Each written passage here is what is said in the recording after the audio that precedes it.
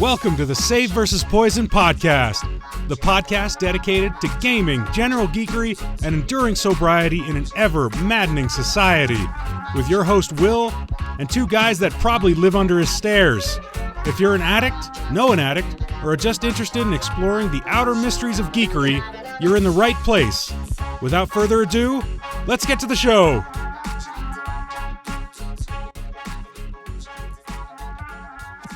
Welcome back to the Save vs. Poison podcast. For this, Season 4, Episode 23. We're not sure what we're going to title it, but I'm betting, based on the pre-ramble and what happened last week, I'm probably going to have to apologize to another celebrity. I'm looking forward to that, though. Every time I put their name up, we get half the views of a normal episode and half the listens.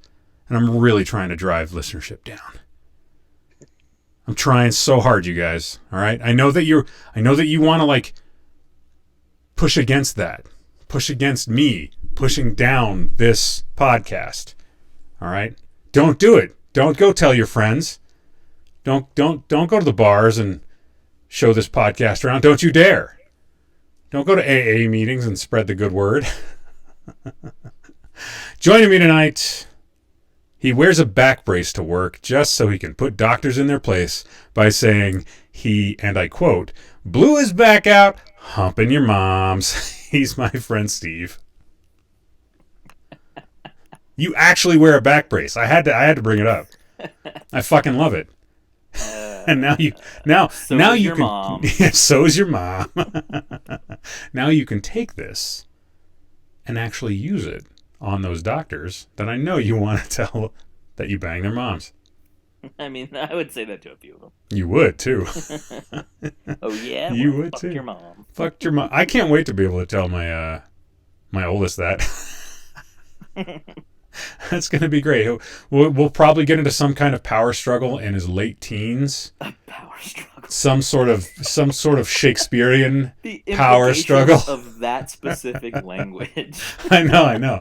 And he'll be like, well, damn it, I just want my own way, and you never understood me. And I'll just look at him and go, fuck your mom. Meh. I just assumed that in the end he was going to take over the podcast. That was the power struggle. Maybe that's possible. Struggle. That's possible. Podcast supremacy. That way of putting it changes Star Wars so much. So much, right? No, Luke. I fucked your mom. That's awesome. That's impossible. No, I had a penis back then. It wasn't all robotic. Do you think that got burned off in the fires of the lava of Mount Doom? Mustafar? Sorry. I think it got lightsabered off. Yeah, did it get lightsabered off? Lightsabered off? No, I think he felt. But the thing was, he fell on his face. Wait, were Jedi circumcised? We don't know that. Was that part of the religion? We don't. Cut off the tip, I will. Yeah, like Yoda's like some sort of little rabbi running around with a tiny lightsaber thing. He's a moil. I love the idea of Yoda as a moil. That's such a great idea. Yeah, Somebody draw that Star up. Wars just got so much worse. Yeah. Just so fast. Yeah. I'm okay with it. All right. I figured that if we like MSTK3 the shit out of the first or the prequels and the sequels, we could actually have a wonderful evening. You'd have even the point where you got like Vader sitting in his meditation chamber. And then he's talking to the Emperor later, and he's like, I had a vision in the Force. The Force gave me a vision. Oh, does the Force tell you she was fucking your mom? Is that what happened? Yeah. I heard that's what happened back on Tatooine. That's right. I knew that happened. Mom. Is that why you're here, Mr. Immaculate Conception? Mr. Force Jesus? Also joining us tonight, he's the only man to be kicked out of the movie Titanic. He was heard shouting at the screen, "This is garbage. That iceberg could have had aliens in it." It was either that or because he was wearing no pants. Jury's still out. But he's our friend Ticky. Hey, all.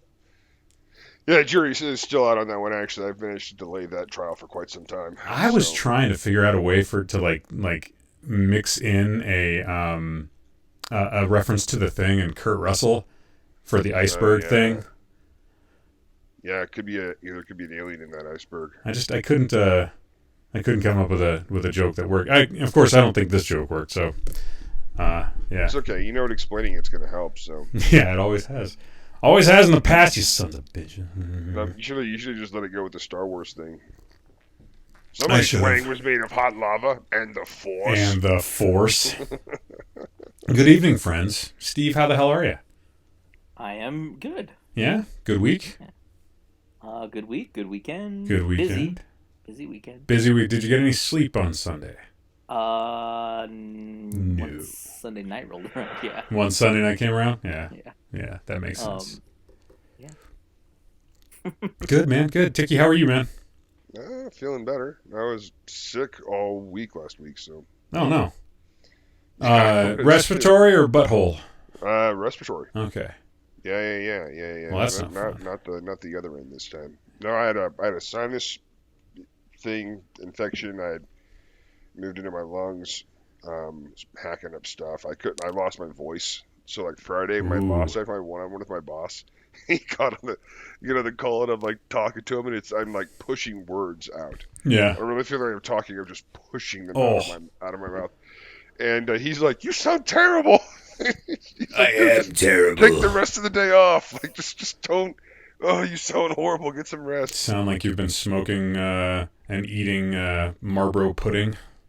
Marlboro pudding. Yeah, smoking and eating it. That's exactly right. I was in a bad way. And our good friend Russ, every time I was gaming with him, he's like, "Yeah, you go to urgent care." And I was like, "Urgent care costs money, and my benefits don't kick in for another 10 days. So screw you." Screw you, hippie. So I didn't go, but if I had, it might have helped me out sooner. But the cold itself wasn't like keeping me from working. Well, it did one day. That was Wednesday, but it wasn't like keeping me from doing my job. It was just that I was just, I felt miserable the whole time. Well, it's a respiratory virus. Either you're okay or you die. I mean, those are the options. It's like, breathing, it's a bit overrated, right? So. Fish don't even do it, dude. Yep, exactly. Yeah. Neither do sharks, and they're apex predators. Yeah, they know what they're doing. All right? Damn right. Once saw a Discovery Channel thing where a shark ate a torpedo. Okay? Parse that one out. I saw a thing with a dino shark once. Was that like a shark with like T-Rex arms? No, it was just a really bad sci-fi movie. Really bad. Why? What? Fuck. Yeah. Stop being a second voice for watching those fucking movies. Man, you were talking about sharks. Yeah, there's a point. I say any word related to something that you've seen in a bad movie, and you're going to bring it up from now on. There's a movie. If it's about sharks. There was one I was going to watch the other day. I think it was like Bigfoot versus ice sharks, snow sharks. So you had snow sharks out in the snow because that's where these sharks live. And then Bigfoot was having to battle them. So that one looked intriguing. I wasn't too sure who was going to win. Honestly, that's just the story of one of my uncles going fishing. That's not weird. Is your uncle from Minnesota? No, but the Yeti are all northern Canadian. That's my family, man. It's true. They all talk like this all the time. You're the French Canadian type. Yeah. Sorry, everyone. I know that you had dreams of me being a deep-voiced, handsome Canadian man, but it's French Canada, all right? Which is just a bummer. It's just a bummer. Good game, go team. Speaking of things that are a bummer, my name is Will, and I'm an alcoholic. My name's Ticky, and I'm an alcoholic. My name's Steve, and I'm not an alcoholic. But rather than bitch about pumpkin pie, as we are in the season, instead, I'm going to bitch about the fact that they put pumpkin pie seasoning in fucking everything. And how much I hate it.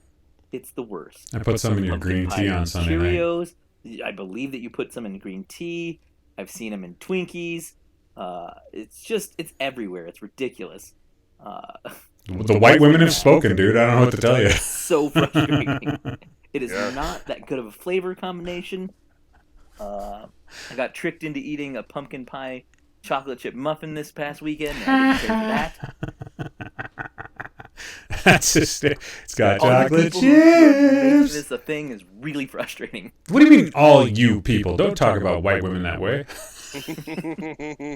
2 seconds after I did it.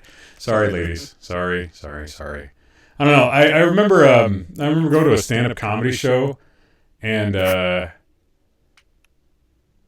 somebody heckled the comedian by saying he never gets laid, and the comic just looked at the dude that was heckling him and said, "Man, fuck off. I'm like pumpkin spice. I'm in every white woman." I thought it was pretty fucking funny, personally. It's a good one. I thought it was, I don't know, thought it was amusing. So, pumpkin spice in everything. Not much of a psyop starter, I don't think. It was a rant. It's just a rant. It's just what grinds your gears now. Said about it. Okay. Because it's Thanksgiving. Like, I don't psy-obsess hardly at all. I just usually complain. Today I'm doing that. Speaking of complaining, I don't know. I feel like it's the McRib. No, the McRib's good. No, but is it good, or is it exclusive and that forces you to think it's good? No, it's good. You sure? In a really bad way, but it's good. Okay. Ticky, you wanna weigh in on this one, on the pumpkin spice McRib? I was going to say, it's like werewolves on wheels, man. You know what? Some people are going to like that movie. A lot of other people aren't. Anybody that likes werewolves or wheels will not. Werewolves on wheels. Yeah. If you expected to see a werewolf riding a motorcycle, fooled you. Yep. God, that movie had so much potential. There was another movie called Werewolf in a Girl's Dormitory, and I waited forever and felt robbed by the end of it because there was never a werewolf in the girls' dormitory. It never happened. So, I kind of have a feeling I know exactly where you wanted that werewolf's stuff to end up. I thought you were going to say you knew exactly where he watched this movie. Oh, yeah. And then you were going to say Pornhub. Pornhub, yeah. That would have been cool, too. Pornhub would have at least given you the werewolf. Anyway, no. I mean, I don't have a big opinion on it. I just... Okay. Look, people put pumpkin spice in coffee and tea and all sorts of other shit that I don't drink. Are they putting it in Rockstar and Monster? I don't think so. Probably. I don't think they have. I haven't found one in Rockstar. Doesn't affect me none. I like pumpkin pie, but I'm not going to go out and buy one just to have one laying around. So, would you get an individual slice? I would if chocolate wasn't available. Okay. No, I like pumpkin pie very much. It's easy. I guess for me it's an easy thing. It's like I don't have a horse in the race. It doesn't really affect me. Okay, I can appreciate your Sweden or your Switzerland-esque pie stance. I get you. I'm there. I understand. Spice in general. Yeah, it doesn't affect me. I will say that it is total oversaturation. To Steve's point, it absolutely is. However, there's a pumpkin spice energy drink. I just Googled it. It's called Yerba Pumpkin Spice Energy Drink. That's not even a word. It exists, and you can get it at Costco. Not that you should, because it's garbage. I think listen to all of the listeners right now. Go out there, buy as much of it as you can. Stop supporting this garbage. It supports this wonderful, wonderful, life-altering, delicious beverage that we all need in our lives. Until such Why do day. people like it? It's not good. I just want to. Yeah, go ahead. I have so many options that aren't pumpkin spice related in terms of energy drinks. And that's a problem. I can just. I don't have to. It doesn't affect me. That's why. That's literally why I don't have a dog in the race, or horse in the race. It doesn't. I'm sorry. Wait. All right. Controversial take here. Are you literally speaking up to go? I don't have anything to say. I'm just saying. Are you saying I don't have a strong opinion on this? I totally get where Steve is coming from, and I think Will is you're just trolling him, and it's. How dare you, sir? The pumpkin spice must flow. And I figured as a Dune enthusiast, you would at least be able to latch on to one or two jokes about how see some sort of weird in a spice-saturated environment, everybody becomes a blonde-eyed, blue-haired, or a blue-eyed, blonde-haired They don't become blonde haired. No, but you know that's the But they stereotype. definitely get Uggs. They definitely wear fucking Uggs. That's That doesn't make any sense at all. It'd be like Paul Atreides being a ginger, like on Arrakis. What? he comes from a planet of water. It could happen. It's like, I don't want to go. I'm too fair-skinned. Dad, don't make me go to Arrakis. The Kwisatz Haderach. I don't want to be the Kwisatz Haderach. Oh, that sounds like it's got a lot of responsibility. I gotta like the eat the sound a duck Gom Jabbar? What is Gom Jabbar? Where does it even come from? What? No, but Steve, I'm really sorry for your neurosis on this one. That's actually about it. I don't really. Okay. Yeah, we'll keep on trolling him if you want. Thank It's you. funny. Thank you. Thank you for sympathizing. Thank you. We may move on. This was the pumpkin spice of psyops. Thank you, Steve. It happens all the time. Happens all the time. Happens all the time. At certain times of the year. Doing okay as far as my sobriety is concerned. Checking in, every other day, basically. Doing the work, putting in the reps. Yeah, this is not a difficult season. Like I had somebody from the Twitch stream ask the question, how do you navigate the holidays without booze? Because he's newly sober. He's only, I think now 49 days in is what he said. So to Fresh as Fox, congrats, man. 49 days. I'm absolutely pulling for you, and I've been astonished and humbled that you've made coming on stream a part of your sobriety journey. So I didn't have a satisfactory answer for him, unfortunately. Like, he was looking, I think, for like tools that you could use to get out of tricky situations without potentially burning bridges. And all I could think to tell him was, look, everybody that I hang out with on any of these holidays, they all know I'm sober. So it's not like anybody's going to pass me a beer or offer me wine or, let me get away with sneaking off to the garage and coming back with, Listerine mouth. It's just not going to happen. So Honesty works really well. Honesty works well? Yeah. Well, when you're on the holidays, like don't do this at a company function, but at the holidays around your friends or family, if somebody like asks if you want a beer or something, like you just say no, I'm an alcoholic, or no, I quit drinking because I suck at it. That's what I say. I always went the other way. I quit drinking because I was really good at it. I was so good at it. I'm so good at it. You wouldn't have believed how many times I passed out on the kitchen floor. I can just with keep my on pants drinking. around my ankles, ass in the air, and the people who were in the house had no idea who I was. No clue. I just wanted to use their toilet. They were resistant. So yeah, not much to report. Kind of smooth sailing right now. Little cravings here and there. I worked with that surgeon.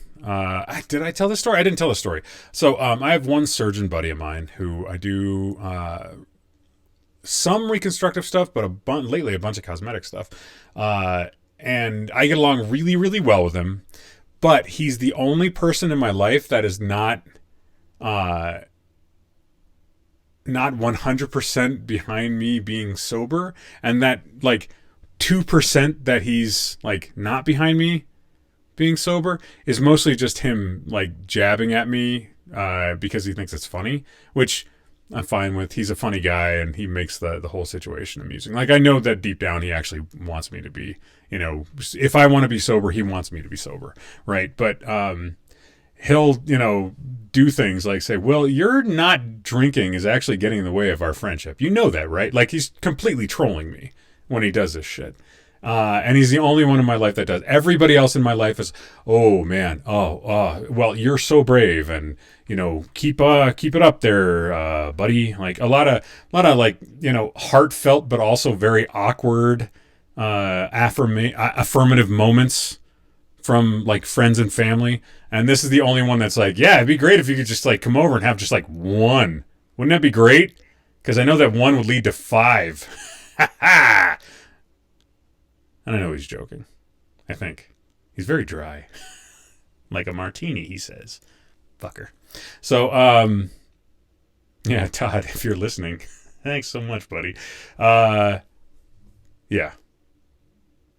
Yeah, so I worked with him today, and I don't know if he I don't know if he's crying out for help every once in a while, but it's funny to interact with somebody like that who reminds you of why you're staying sober, but from the opposite end of the affirmative and non-affirming perspective. So kind of funny, but anyways, yeah, that's me. Basically smooth sailing. Ticky, how are you, my friend? Yeah, I've been good. I mean, I've been sick this last week, so like even the idea of drinking has been, ugh. Yeah. It's so off-putting when you're sick. Makes it easier to be sober, but yeah, I will say this on my personal front. Yeah, we'll talk about family dynamics. Yep, family dynamics. It is the 22nd, which means today is the day that my father got remarried, and I got a call from my little brother because he was there, explaining things to me. Did he do a play-by-play? No. My little brother did offer to take the portal down there with him, and then have me dial in, and then just carry me around. So we talked about that. That would have been pretty cool. That would have been funny as fuck. So yeah, they did the ceremony, they did the stuff. My little brother was talking about, well, now you've got he says it this way. He's like, you've got a 14-year-old sister now, and I'm like, oh my god, we have you and I both. 14-year-old Besides, you're the youngest of the family. Why are you bitching? You're not the youngest anymore. Welcome to being the middle child and getting ignored. I don't know. I feel like this is your opportunity to take this 14-year-old little sister and have her, trained to mock the shit out of your little brother. Oh God, that's a good point. So sounds like a great time to me. So yeah, my brother's like, oh, she's like half Filipino, and I'm like, oh, and she helps like older people, like like retirees and Sure. some health stuff. And I was like, oh, because my dad's last wife, and this is the one that definitely didn't last, was Filipino and worked as a home health kind of nurse. So he's got a type, like he's like, yeah, like all the way down to the profession. Oh my god. Oh my god! You don't think that he's like tricking these women into marrying him just so that he can have at-home health care, do you? I don't know if it's that or if he's like, yeah. Then there's a part of me that wants to be like really bad about it. I'm like, is she a U.S. citizen that he's dating? Because I wasn't too sure about his last wife. We call this it's called med fishing. It's like catfishing, except for is it? You're looking for CNAs. Could be. He just it's a weird thing. Like I guess when her daughter gets out of this next grade of school, 14, I don't remember that, it's like sophomore year or whatever. 14 would be 8th or 9th grade, depending, but yeah. Some sort of time. They're going to be moving down to San Antonio, I guess, which is an odd thing because my dad was like, yeah, she's got her own house up in like Virginia and blah blah blah, and it's really nice and this and that, and I was like, oh. And then my dad's like, they're going to move down here to San Antonio, and I was like, ooh, why? But why? I don't want to sound like a dick, but if her life and her finances are all tied up there, and talking to my dad, and I'm like, and you're retired. Wait, does she know this, or is this like one of those things where like she finds out that the house has been sold, and then she's got a moving truck that shows up? Because your dad doesn't communicate with people that he's supposed to communicate with, apparently. No, he really doesn't. Yeah. It's absolutely hilarious though. This is just one of those things where it's like, yeah, it's even to the point that I talked to my brother about it, and I was like, he's like, yeah, I don't know what Dad's gonna do, and I'm like, I mean, he has nothing tying him to San Antonio. He's retired. He can go wherever he wants. He can just pack up and move up there, and it really wouldn't affect anything. And, that's weird. He's got like a pension from the military. He's got his pension from the state of Texas. He's got his other retirement stuff that he set up a long time ago. he's not hurting for money or anything. If you wanted to move on up there, you just move on up there. But like, he married this woman, and he's uprooting a 14-year-old like that. And the Okay. 14-year-old. They're moving them to San Antonio. Okay. Okay. Well, interesting. Well, their situation is their situation, and I don't want to judge it. Or do I? I don't know. Maybe I do. I don't know. I like when I sent you when you told me today is my dad's wedding. When you sent me that text earlier today, and I sent you back a text and I was legitimately concerned. How are you doing? You know, because if you were like feeling some kind of way about it, more than willing to listen while you express it. And your response was literally just, "I'm fine. I'm not married. I didn't get married." And I'm like, "You sure about that? Because with your family's fucking dynamic, dude, you might actually be married and not know about it until she shows up on your doorstep in 3 months." My dad was like, "My God, we did this whole thing way back when you were like 17. We didn't tell you about this." Like, fucking muzzle. Yeah, like my dad, like that's like the way that it all operates in my family. It's so embarrassing. So terrible. Like,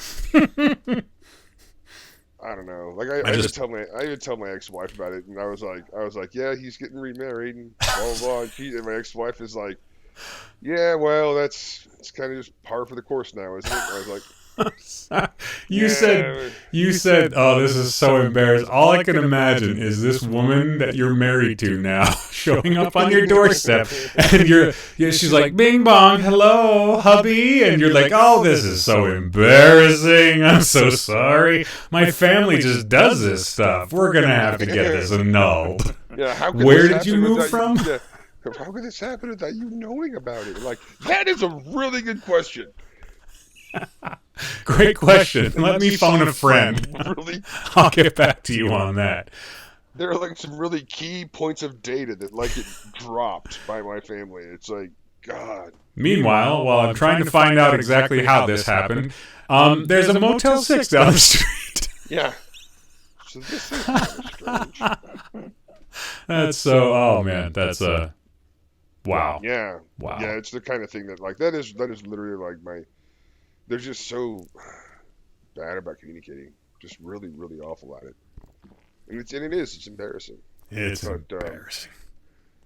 But am I okay? Yeah, I'm okay. It's embarrassing in like a really funny way. Like this is the kind of stuff that gives me good material to laugh about with other people later.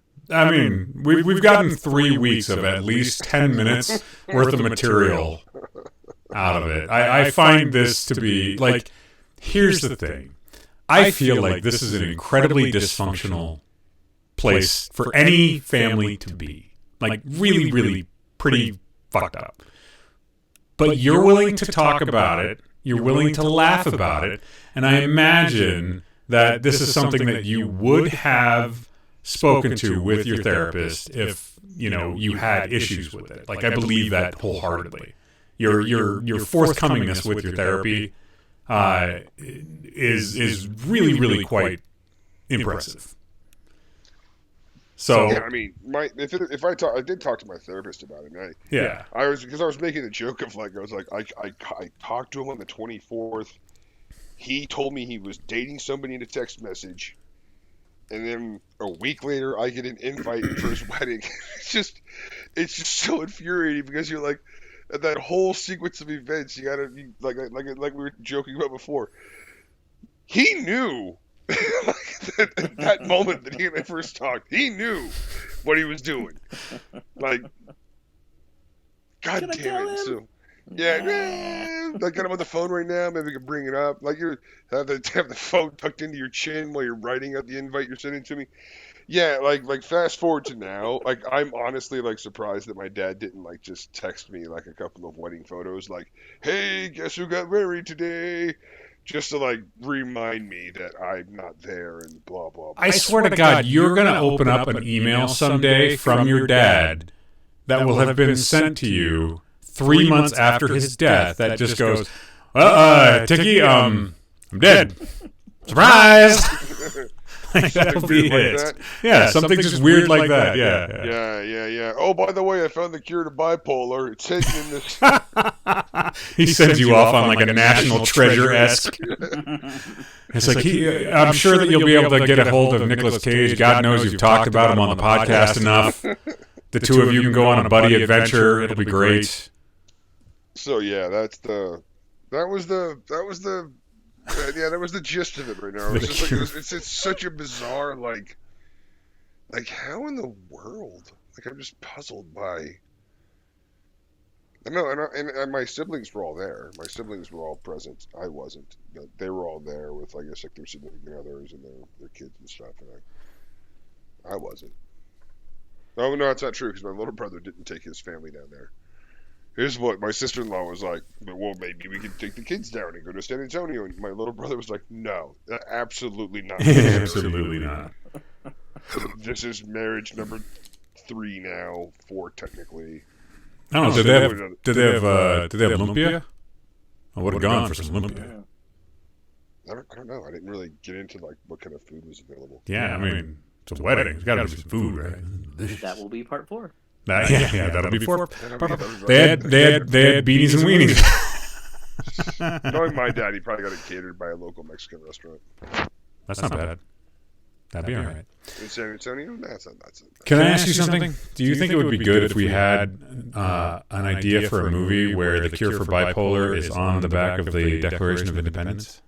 Would you guys help me film that? I want to film that so bad. Why would it be on the back of the Declaration of Independence? Why would anything be on the back of the Declaration of Independence? I just think it'd be funny. Fair point. One man's journey to steal the Declaration so that he can finally self-regulate. Yeah.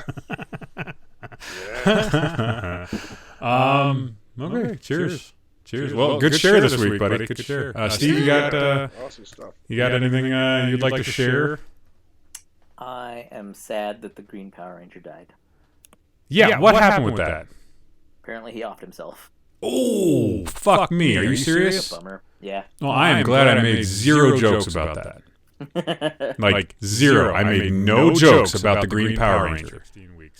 Let's be honest, though. He was also the White Power Ranger, which doesn't sound good when you say it out loud. No, it's just if you put a weird pause in it. White Power Ranger. I am the White Power Ranger. You need to not punctuate that. Yeah. There needs to be no apostrophe. No, sorry, no comma. Excuse me. Yeah. Even the inflection, you could do it wrong. But he was the White Power Ranger. I think he was the Gold Power Ranger. He was brought back in like 4 different series. Yeah, he came back a lot. It's a bummer, man. It is a bummer. It is honestly a bummer. It's also very sad for 90s kids, man. Like, voice of Batman died. Yeah, Kevin Conway. That was a bad one. Yeah. Green/White Power Ranger. See what I did there. Yeah, mm-hmm. Yeah. Together. Yeah, it took the edge off of it, I guess. Nice one, Steve. Nice one. Yeah. Yeah, that's sad. So that's it. Just okay. sad about those things. Okay. Fair enough. That's enough. You don't have to, that's the thing with the sharing part. You don't have to share if you don't want to. Now I feel bad about making a joke. Damn it. Oh well, moving on. So I kind of want to talk about some stuff in the news lately. The World Cup is going on right now somewhere in the world. Currently, the host of the games is the country of Qatar. I'm not exactly sure how to pronounce it, so forgiveness, please. People will correct you. Yeah. Oh, well, the 2 guys that listen to this now. And the way that this kind of, relates to us is they have banned all sales of alcohol from the arena and surrounding area, and in country, the only places that that serve alcohol are places that apparently cater to Westerners. And I think I read somewhere that you have to like show proof that you're not Muslim. And I'm not 100% sure on that one. I read something on NBC News that said that, or maybe that they just don't serve, or they only serve non-Muslims. And it brought up some thoughts that kind of chained onto a topic that we had a while ago about the nature of prohibition, and do we as alcoholics think that it's a good idea to prohibit beer, wine, and spirits? And the consensus that we reached at the time was no, none of the three of us think that's a good idea. The war on drugs in the United States, in the West, has been absolutely fucking disastrous from stem to stern. And how what we kind of would prefer would be a legal use of substance coupled with strong education and a cultural sense of restraint when it came to indulging in this stuff. But of course, Americans being the goofy lot that we are, everything has to go to an extreme, and that includes our use of mind-altering substances. So, as kind of a sub-question to that, I kind of want to talk a little bit about the idea of, if it resulted in a net good for society, should we ban things like substances that end up in antisocial behavior? And Ticky, you said you had some thoughts on the subject. Yeah, so it turns out pre-prohibition, the average American was consuming something like a handle of whiskey a day, like from the time that you were like, I guess, like 10 or 12. And that was just one. That was like an average. So there were definitely people who were on the deeper side of that. The amount of alcohol Americans consumed was actually really, really fucking huge. So it's like the prohibition movement was like, we don't like seeing American men, drunk and being idiots and do like as we might see Americans now. It was like literally like, this is horrible. This is wrecking societies. This is wrecking families. This is way too much consumption in terms of alcohol. So you go through prohibition. Now the interesting statistic that comes out of prohibition is when they what was it, the 18th Amendment, when they repealed prohibition and alcohol was legalized and people were allowed to consume it legally again, the amount of alcohol consumed per American dropped off significantly to, I think, less than one half, and not even that, maybe even like one quarter of what it had been pre-prohibition. So did some good come of it? Yeah, I don't know if it's a net good, because when you really look at like Chicago, they're still finding bodies that Al Capone buried all around the place, just all over. There was a lot of crime, a lot of violent crime, but at the same time, the net good would be, you could actually point to and say, no, Americans actually substantially cut back on the amount of alcohol they were drinking, like immensely. And it is interesting. Now, is that correlation causation kind of a thing? It's really not one. It's not the same as the other. Do we then want to say, well, let's do something like that again? Well, no, because we clearly saw the net loss from it, as all the bodies buried all around Chicago and even that part of nearby Canada. So, yeah, I don't think that it's necessarily an experiment worth repeating, but there is an argument to be made that some good did actually come of that. Interesting. Now, I don't think you can say the same for like the war on drugs, but no.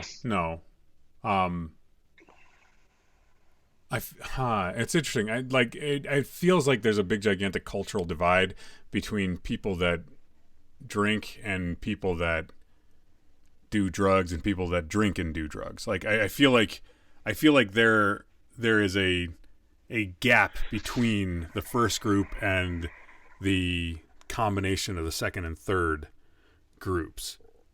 like most people drink alcohol.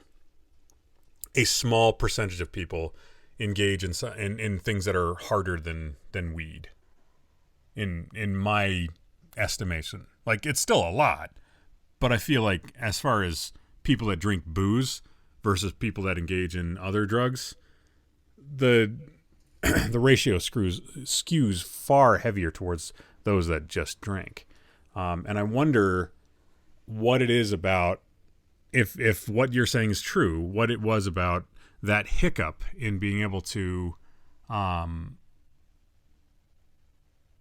purchase and consume alcohol from, in that 14-year period, what culturally changed. I think that one of the big things, I don't know that it was culturally, I think that one of the big things that changed was with the repeal of prohibition, introduction of the 18th Amendment, there became more regulation around alcohol and the sale of alcohol. You could do it legally, you would pay taxes to sell it, but you wouldn't get in trouble. But there were rules around the alcohol, I believe even the percentage of alcohol per beverage, and in terms of spirits and all that. Mm-hmm. And it also, strangely enough, it actually made it it made it illegal to like brew your own beer and distill your own hard liquor.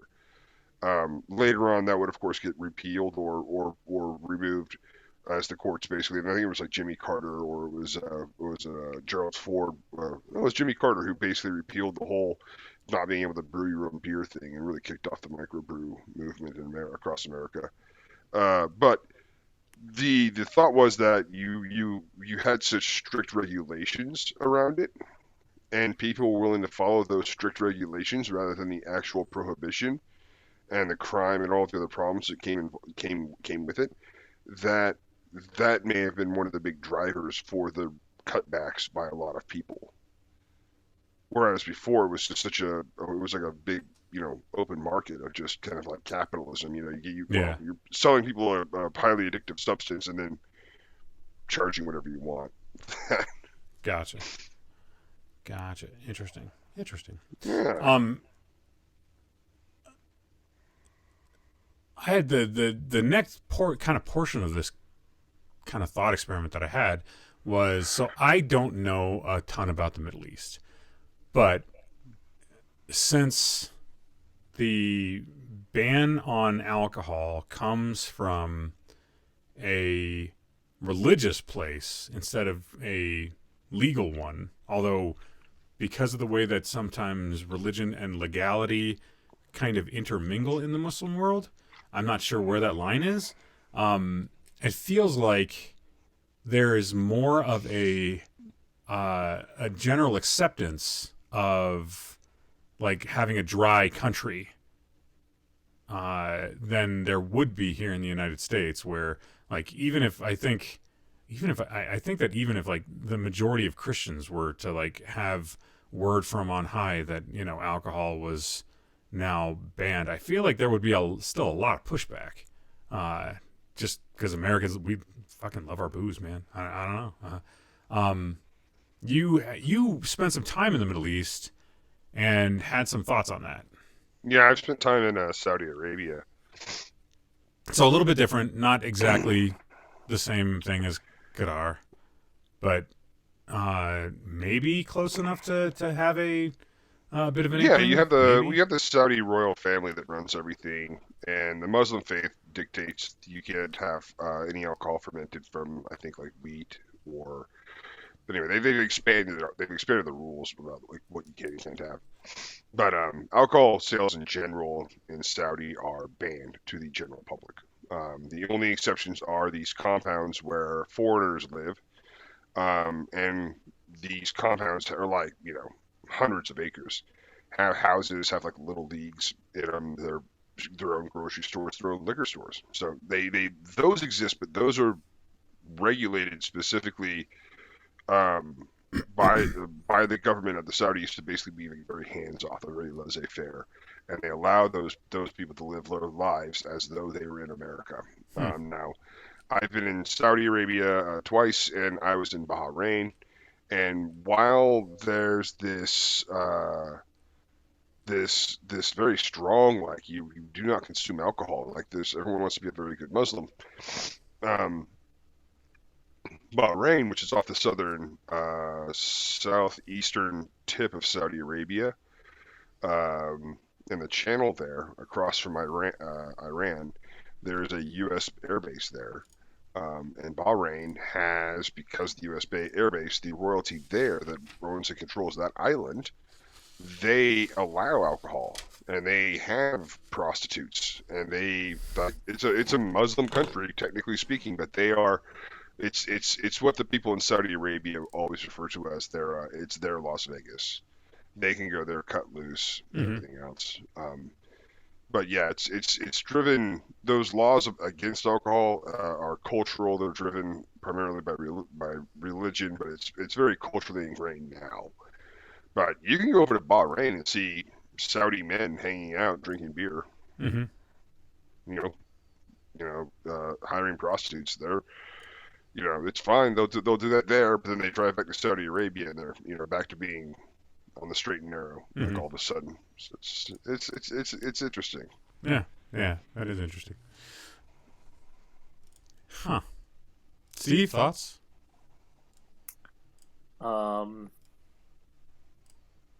I don't know, man. You guys covered it pretty well as part of it. Like, I guess for me, I go to your original question, if it's a net good. Yeah. But kind of really measured against what Ticky said, is it a net good that measures up against that net bad?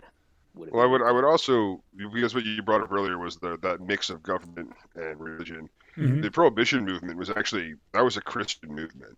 I thought that was Puritan. I thought that was an outreach or I thought that was linked to the suffragette movement for some reason. I don't believe it was. I think suffragettes were just like, hey, can we vote? And people were like, no. And they're like, well, then you can't have beer. And people were like, dang it. Shit. All right. Give them the vote. Shit. Yeah, there were similar movements, and it was mostly driven by American women. Both of them were. But it was a strong Christian Puritan faith that was driving the Prohibition movement in America. And again, you see that in Saudi. Now, the difference is with America, we're, as a secular country, primarily, usually, normally, we don't have all that additional baggage that comes through all the time. Different baggage, but yeah. Whereas when I was in Saudi Arabia, all the women I saw were like head to toe in burqas. Sure. Right. They had like that ninja / Jawa kind of outfit on. And it's just, it is what it is. That's part of that religion. That's part of that culture that was brought through. That bleeds through into their laws of what they have as a morality, quote unquote morality police. There's actually groups of grown men whose job it is to go around and police other people's morals. Yeah.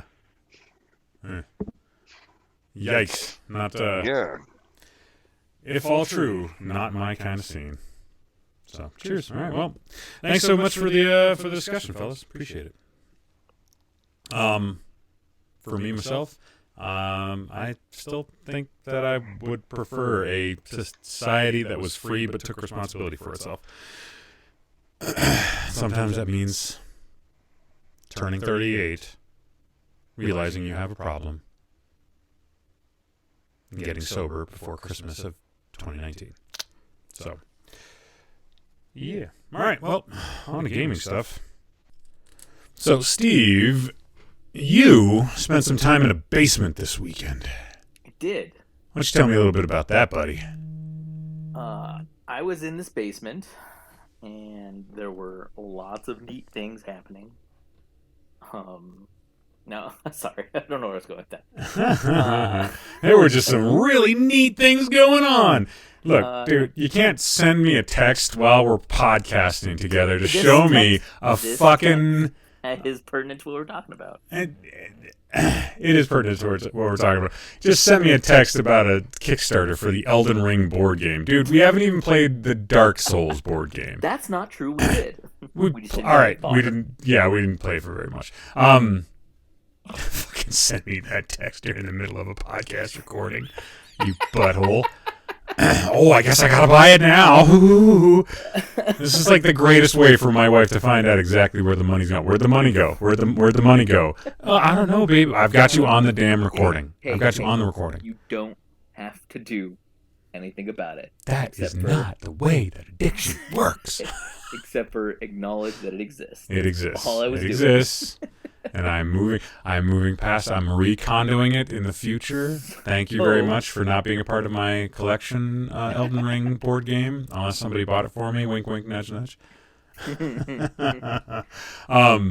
So yeah, no. I got to hang out with my good friend Will in person, as well as my good friend Ryan. Yeah. And we got to play some fantastic little plastic men miniatures. In the tabletop combat style. We did. Oh, it felt so right. Yeah, it was great, man. It was a lot of fun. We got to play some Warmachine and Hordes. It was kind of fun to suck Ryan back into it. It was. I was amazed that he showed up with models. Like, I didn't know that he still had models. I'll be honest. I thought he had kind of gotten rid of them too. Because we hadn't talked much about him. I thought that you said that he had gotten rid of them, but he had a big, gigantic collection of them. Planning on it, maybe, and maybe he just didn't. But yeah, I enjoy the fact that it was not super difficult to suck him back. I mean, I think you'd have a harder time getting me to drink than we had trying to get him to play again. Like, yeah, it was great. Ryan, Plastic Dudesman. Oh, what? Oh, I guess I'll be there. Nice to play that game, not having played it in so long. It was a little daunting. I mean, I know that's your game. That is your background. Yeah, but it has been 2.5 solid years of not playing, maybe 3. Yeah. I mean, easily that for me, but you at least had the you played it a lot before that, and I only played it a handful of times before. Yeah, that's true. It's again, fun game, great game, love it. Love the models. Like, did we even say what it was? We played Warmachine and Hordes. I said that. Did you? I think you just said we played Plastic Men. No, I said that earlier, but then I said Warmachine Hordes. Okay. I did. Just want to shout out to the Privateer Press people. That's it. Yeah, man, I think it's important, especially given next week's episode. Yeah, next week's episode is a good one. It's a very good one. I'm very proud of it. Together. It all ties together, everyone. But yeah, I played my Convergence of Cyrus Army. And the first game, I don't know if you're aware of this, Will, but that first game, I won again, beating both you and Ryan. Yes, because we failed to take Mark's advice. Mark's brilliant fucking advice, which is always kill Steve first. Do you know why you kill Steve first, everybody out there? I'll tell you why. Because Steve will backstab you. I didn't He'll backstab you right to your face. He'll be like, ooh, look, it's your back. I'm going to stab it. But he'll be in your face while he's doing it. But when the opportunity to win presented itself, I very much took it. And Ryan not understanding that if he had just taken the deal, just take my deal, Ryan. I'll leave you alone for one whole turn. We can go get Steve. I don't think that was a good deal because you probably would have trusted him. It was a great deal. It was a great deal for me, yes, but it was a good deal for him, too. I don't know. He lost a model as soon as he said no to the deal. He really did. I erased that model. It's like, bye. Yeah. So I just want for the record to show that I have now beaten you several times in a row. 2 game sessions in a row, all right? Don't fancy it up with your... I retire undefeated. We definitely decided to play another game that night. Nothing to see. We didn't play another game that night? There might have been another game that night. Were you drunk? I feel like that's what happened. You were drunk. That must have been it if you didn't remember. On tea. Drunk on my decaf green tea. Green tea. You become a lightweight, my friend. I know, man. So yeah, we played a second game after Ryan. Unfortunately, I had to step out and take off for the night. Although it was funny, like talk about like getting back into the game. He's like walking out the door. And he's like, "Well, I lost. Looks like I've got a lot of reading to do." And I'm like, and you know he has. Oh yeah. No, I know that. Like, the next day, studied up and spent the day reading that book cover to cover. Probably bought some models. That would not surprise me. An excellent segue into what you wanted to talk about. I did. So Warmachine and Hordes is going through a transition from Mark III to Mark IV. Now, ordinarily, I think what happens with these kind of transitions where we go from one edition of a tabletop game to another edition of a tabletop game, it's announced, but it isn't made public domain for folk to kind of pick apart in terms of having access to rules and models from the next edition of the game. Like when I went to Warfare Weekend, this is 3 months after the initial announcement, I think 2.5 months after the release of the beta rules for Mark IV, and they were still playing Mark III for their primary tournaments all weekend long. And Warfare Weekend is kind of the big yearly Warmachine and Hordes tournament weekend. It's the end of the Iron Gauntlet, which is a big, gigantic invitational tourney. Is it? Wait, no. Sorry. The Iron Gauntlet is not an invitational tourney. There's the Iron Gauntlet, which is a large tournament that spans several other tournaments, and this is kind of the final of it. And then there's the invitational event, which is another, kind of prestigious tournament, actually won by the very same person as the winner of the Iron Gauntlet. She won both the Iron Gauntlet and the invitational, which was, I don't think that's been done before. It's pretty freaking impressive. So to Marceline, congratulations to Marceline.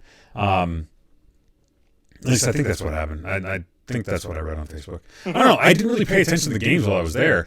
I spent so much time hanging out with friends who were playing that it totally reinvigorated me. And as soon as I got back, I sent Steve a message saying, "We got to fucking play this because this feels awesome. It feels like getting in on the ground floor of something that could be a lot of fun for us." But with this new edition, how do you gear up for a new edition of a game? How do you, especially one where you're going to be able to play some of the models and most of the rules that are already out? How do you gear up for that? And the kind of the big thing for me, and luckily we're things are tight right now, so I'm not going to be buying any models.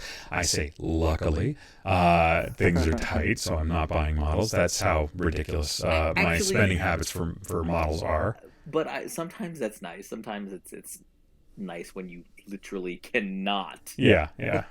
I mean, I'm looking over the box right now. If you could see me on screen right now, I'm looking over the box right now with I think there's like 30 boxes of models that need to be unboxed, put together, and painted.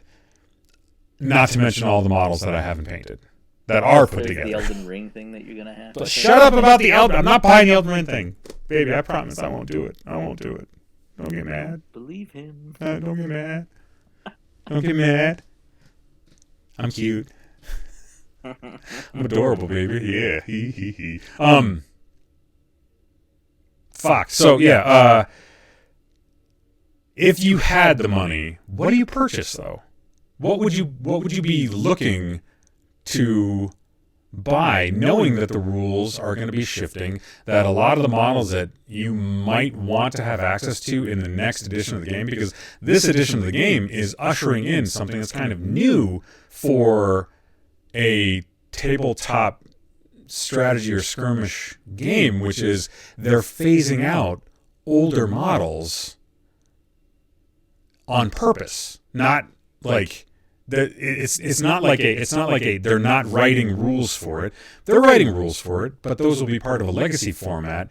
But there will also be a prime format, which will be the tournament focused, balance focused format of the game, which I think is what most people that gravitate towards this game really, really want to play, is the more tournament focused stuff. So what do you buy? What do what do you look forward to in your list generation? Do you buy the new stuff? Do you buy some of the older stuff? Do you buy stuff that's not going to be part of that prime, that tournament scene because you want to play it in the legacy format and you think you'll be able to find games of the legacy format? I don't know. What you have dabbled in these waters because, well, Commander is a legacy format for Magic the Gathering. You don't cotton to anything in Standard, which is the sort of prime format for Magic the Gathering. What say you, Steve? What thoughts do you have going through your head for this? Well, so I think I am kind of a corner case, to be perfectly honest, because I don't, as you kind of pointed out, like in Magic the Gathering, I've kind of personally moved away from any kind of tournament-y format, at least in that genre game, and that holds true for this game for me. Like, I don't, not that I won't ever go to a tournament, especially like if I'm going with you or something. Sure. But it's just not my focus. My focus is I want to get together with my friends and play in a basement, people I kind of know, kind of thing, like, because stranger danger, man. No, I get it. And that being said, so for me, I'm okay buying a little bit of everything. Even though the old parts of the game, so to speak, the Mark III and previous, like, are not going to be as supported. I mean, I have plenty of that stuff already, so I have no problems fleshing out a bit here and there as I see fit, like. Sure. Sometimes it's just, like, for me, I realize that part of this game, this hobby that I enjoy, is the hobby. I like putting together the models. I find that a very relaxing thing to do. Not that I've had much time to do that recently. Preferably when you're not, like, sticking your fingers together. Yeah. I hate super glue on my fingers. It's really annoying. Yeah, super annoying. But it's one of the reasons I love Legos to this day. Like, I enjoy that part of the game. I enjoy, while I'm not very good at it, I enjoy painting these models. Mm-hmm. As you pointed out, I don't have the patience to paint them very nicely, but all the same, I do like doing it. So I think if you're coming from this part or from that mindset, I guess, mm-hmm. then it's buy what you want to buy. If you see a cool model, buy it. Like, there's been models that I've been interested in buying, even though I have no intention of playing the faction. Like, I always thought that the Scorn, God, and I'm totally blanking on what they're actually called, but the elephant guys. Yeah, they're freaking neat. Haha, you can't remember either. And this is my other faction, and I can't believe I'm blanking on them. Yeah, I can act like the gladiators, Titans. They're Titans. Titans, that's what they're basically elephant people. Like, yep. And they're real. I've always thought they were really, really cool looking. Yeah, So, like, part of me wanted to just pick them up just to build and put together, like, and I think that's an acceptable. Angry Dumbo on steroids. Treat Dumbo on steroids. I think that's an acceptable use of your money if that's just a part you're interested in. Yeah. Now, all that being said, like I said, that is from my very specific point of view, where I am a filthy casual when it comes to 100%. So, that being said, I do feel like if you are probably what they're going for, what they're aiming for, and you are interested in that tournament stuff, you're probably more focused on the newer things. I think it's what they're trying to accomplish. It is that mindset of playing Standard and Magic, right? It's I gotta keep up with things. I gotta have the new things so that I can play and be competitive. And in that case, yeah, you probably would just stick to the newer stuff, right? Like, yeah. But I think there's room. I like what they're doing because to me, there's room for everybody in that, right? Oh, I would agree. Although there is a ton of doom and glooming, on them on them fucking internets where the vast amount of people were incensed by the idea that their previous purchases were being invalidated, and it's sure. like this game can't continue to grow under the weight of a back catalog that is so large that trying to balance the new with the old becomes a task that is nigh impossible for what is essentially a very small company. I mean, I think they're less than 200 employees. Yeah. They're not a big company. And so, in bringing that up too, like I've been really wondering. So, and I know I keep kind of going back to this, and frankly, this could be a whole topic for another day, even though it's not your favorite game. So the internet, right, has all this doom and gloom, as you say. They're doing that with Magic too, right? There's this whole, oh God, who was it? I want to say it was like Citibank or some financial institution. They downgraded Hasbro. Yeah. And they're convinced, like they put out this article, this thing that said that that Hasbro is trying to kill Magic the Gathering and Standard specifically. So, well, that's probably a little more. What's the word I'm looking for here? More. I don't know. I guess it's coming from I don't know how reputable they are, I guess, in a sense, but a more important source, so maybe there's a little more validity to that. More respectable financial source. Like, you hear things from nerds, and then you hear something from a banker, and you're like, oh, interesting. The banker said something about the possible market implications of a company doing X, Y, or Z. That bodes a certain kind of way that you wouldn't... Versus just a bunch of people on Twitter being like, man, they're ruining my game, right? Yeah, Facebook, damn, man, there's Black Lotuses everywhere. Yeah. Exactly. So, and don't get me wrong, there's a lot of valid, points to how Hasbro, WotC are potentially ruining Magic the Gathering. Cyber Ninjas.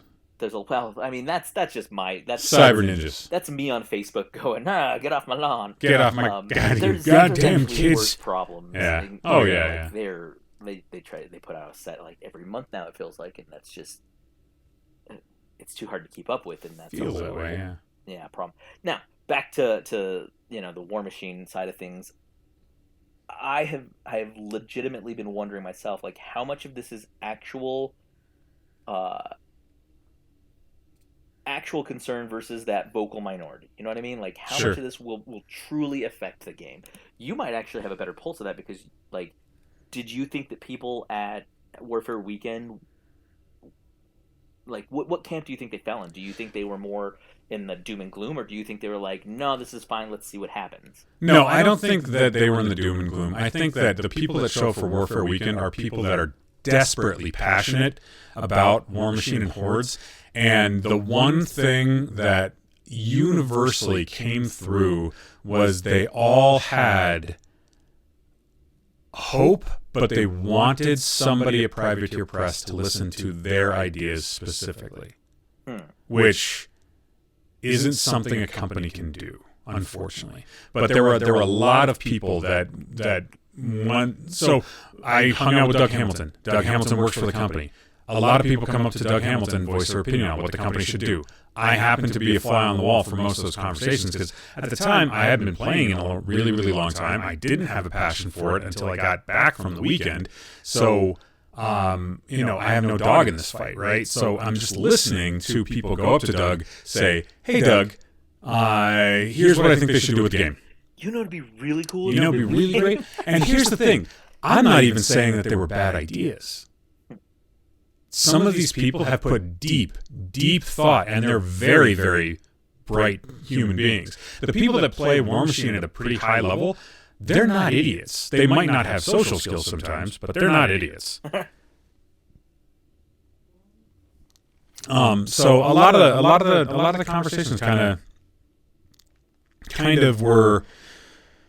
I think that this thing or these three things should be changed for this reason, and none of it was doom and gloomy. I find most of that happens on the internet when there's so little context and the sort of quasi shroud of anonymity of Facebook, because Facebook's not an anonymous platform. I mean, your face and name are usually tied to whatever it is that you're doing on there. I find that people are more honest with their shitty opinions on there than in real life, but it's nowhere near the island of soul crushing desolation that is Twitter. But yeah, that's where I find most of the doom and gloom is in online communities, and I think that doom and gloom probably represents a small minority of people. It's like anything on the internet. It's loud, and that's problematic. Yeah, it's like 10% of the populace that's on it is really angry about whatever it is you're doing with their beloved thing, right? And I was just reading one the other day on Reddit about like this guy was literally just bitching that his faction got so nerfed because from the old stuff, and because they put out those few lists, and it was just anytime somebody would come up with like, well, it kind of got balanced across the board. It didn't just happen to your stuff. Like he just didn't want to hear it. Oh yeah. I mean, most stuff got hit by some kind of nerf hammer. Like, we played Mark IV rules this weekend, which means that we played Mark IV lists. The Mark IV lists right now, because the rules don't come out until next April, are incredibly limited. Like incredibly limited. So much so that I played a caster I've never played before, and would not have played ordinarily. My favored casters in the faction that I was playing they're not available to me right now, which is kind of frustrating, but it means that I have to branch out a little bit and try some new things and work my way through some new problems, and that creates this kind of tension where I feel as if the only advantage that I have going into a game against you and Ryan is literally just the amount of reps that I've done playing the game previously. I honestly felt a little bit handicapped. Like the things that I would normally have access to if we were playing like Mark III, I didn't have access to. I didn't have the caster I wanted. I didn't have the support pieces I wanted. I didn't have the infantry stuff that I wanted. The point totals were really pretty low, which is not something that I'm used to. That was probably more on me than anything, though. No, I think it was an appropriate point level for us to play, considering that that format is built for 4 players, and even though we only had 3 and it kind of messed things up, I still think it was still a really, really fun evening. And other than my competitiveness coming out when Ryan decided, oh, well, Will, you came after me. I came after you because you said that you would not ally with me to take down Steve, and you're 3 feet from my fucking doorstep. Like, it to him anymore. I'm explaining it for the world, and for my own, I guess, like, I'm taking a little bit of responsibility for my competitive nature, because I got a little salty. Of course I did. And then you and Ryan needling me a little bit was funny. It was definitely funny. And I thought it was funny at the time, but I was also like, man, I'm a little bit irritated. Like, kill Steve first. So yeah. I don't know. I'm looking forward to this edition. So the caster that I played on Saturday night was Helena. And I've already painted her. I have this really sweet 1940s U.S. Army motif that I'm going to do my Retribution of Syra in. That I think is going to look just real kind of classy and real cool. Although kind of muted, it won't be a flashy paint job. It will be a hopefully competently put together paint job. But it won't look flashy. I think it'll look like I like the aesthetic you're going for, especially given the aesthetic that Retribution has. Yeah. I think that because they have their normal paint scheme is white with like kind of glowy highlights. Yeah, stark white with blue glowy highlights and metallic. I think they look, and their models, in a weird way, fit that in a sense. Like, they do. Yeah, I would agree. So I think they'll actually look really neat with the kind of toned down version. I don't know. That's just my opinion. No, I really like the way that the first model came through, and I've got 4 more models upstairs that are prepped and ready to be primed. I got their bases all done, so hopefully by the next time that we play, I'll have more than just gray and silver to put on the table, because I hate putting gray and silver on the table. I will definitely still be playing that. That's all right. I just don't have the time. Take the time when you get it, man. Yeah, and then gosh, I'll probably at some point try to pick up, once I can, some of the newer, the Mark IV stuff. I just don't know what. Nothing's really like jumping out at me as far as the 4. All of it's jumping out at me. Is it? Every bit of it. The Orgoth are jumping out at me. The new Kador is jumping out at me. The new Signar, all of it is. The Signar is the closest that I've come, and that's just because I kind of think it'd be fun to paint them in an Optimus Prime sort of. Oh, like a red, white, or red, silver, and blue. Yeah, pretty much. Yeah. Yeah, that would be all right. That'd be kind of cool. They kind of look neat in that, but I don't know. I'm not sold yet. Lightning in their thighs. That's where I'm going with that. I liked it. You did like it, sir. So, anyways, I had a bunch more questions, but we kind of went a little bit long on each one of our topics for tonight, but I'm not disappointed in it at all. I got a lot of editing to do on this thing.